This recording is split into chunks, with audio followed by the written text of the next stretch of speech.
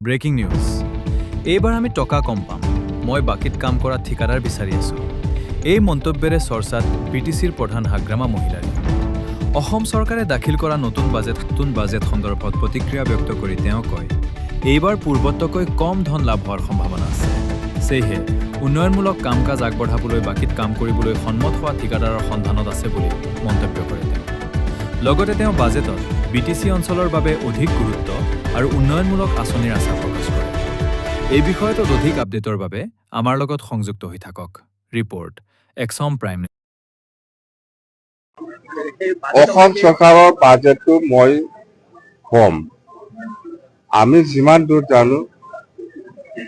অসম চৰকাৰৰ যেনেকৈ বিচাৰিছে দিল্লীৰ পৰা এই হিচাপত পইচা পাবলৈ সক্ষম হোৱা নাই বহুত কম পাইছে বুলি আমি জানো যেনেবা যোৱা বছৰত 100 টকা পাইছিল অসম চৰকাৰে দিল্লীৰ পৰা তো 100 টাকাতকৈ কমত আহিছে 80 টাকা মাত্ৰ পাইছে ইহঁতে বহুত কম তো এই হিচাপত আপনি বিটিচিওতো কম পাব যেনবা যোৱা বছৰ বিটিচি 100 টাকা পাইছিল হয়তো 100 টাকা নাপাবও পাৰে এইবাৰ কিন্তু বৰাবহে লাগিছিল 110 বা 120 হ'ব লাগিছিল কিন্তু মই যিমান দূৰ জানো